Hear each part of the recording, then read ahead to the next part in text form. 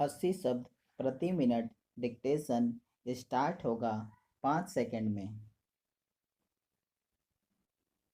Ready, start. महोदय, कोसी नदी, जिसे शोक और दुख का सूचक माना जाता है, इस वर्ष फिर अपने प्रकोप से महान हानि का कारण बनी। अब इस नदी पर काबू पाने और इसकी उपद्रवी लीला समाप्त करने के लिए भी योजना तैयार हो गई है। इस योजना की रूपरेखा तैयार हो चुकी है और निर्माण का काम हाथ में लिया जा चुका है। आशा है इस योजना के निर्माण से बड़े पैमाने पर जनसाधारण को सेवाएं उपलब्ध होंगी। जब यह नया परीक्षण सफल होगा तो महान योजनाओं के निर्माण में और भारत की महान जनशक्ति के उपयोग के संबंध में हमारी जानकारी और अनुभव में महत्वपूर्ण वृद्धि होगी। औद्योगिकरण के क्षेत्र में उन्नति, उत्पादन में और अधिक वृद्धि और भारत की प्रति व्यक्ति आय में वृद्धि विचाराधीन वर्ष की कुछ महत्वपूर्ण बातें हैं।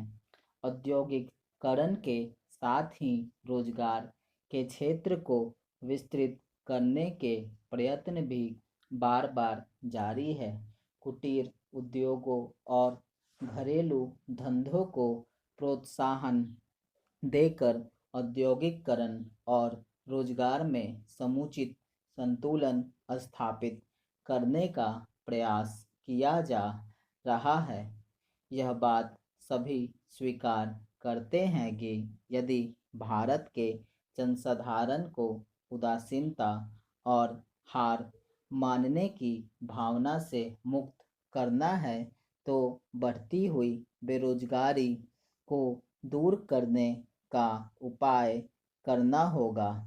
इस दिशा में घरेलू उद्योग धंधे बहुत से लोगों को आंशिक या पूर्ण उपयोगी काम देकर इस समस्या का बहुत कुछ समाधान कर सकते हैं। इसलिए पंचवर्षीय योजनाओं में पुराने घरेलू उद्योगों को पुनर्जीवित करने और चालू कुटीर उद्योगों को प्रोत्साहन देने की व्यवस्था की जा रही है। विदेशी मामलों के क्षेत्र में हमारी सफलता और भी अधिक है।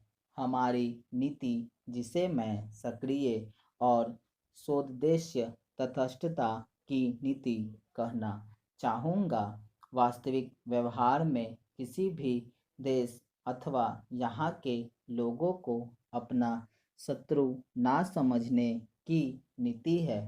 इस नीति के फलस्वरूप हमें विश्व शांति के पक्ष की कुछ सेवा करने का अवसर मिला है। हम प्रसन्न और आभारी हैं कि संसार के राष्ट्रों में भारत का स्थान इतना ऊंचा है।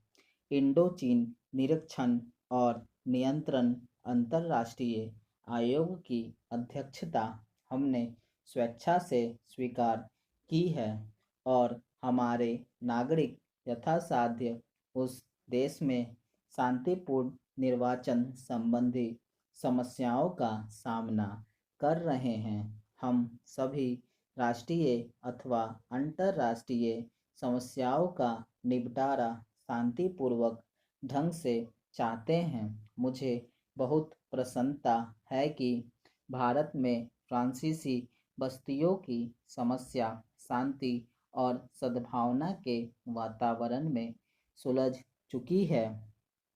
शांतिपूर्ण प्रणाली की सफलता का वह एक महत्वपूर्ण उदाहरण है।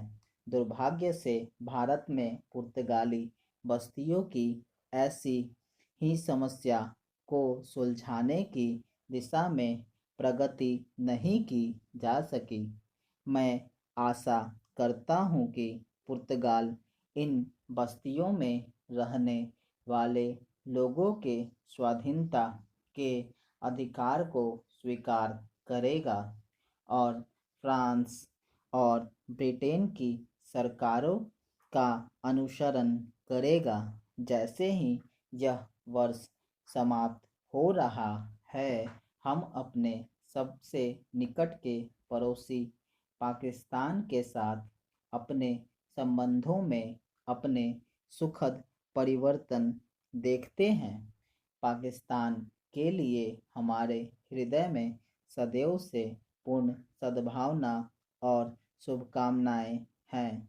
डिक्टेशन समाप्त हुआ। अगर आपको अच्छा लगे तो लाइक और सब्सक्राइब जरूर करें।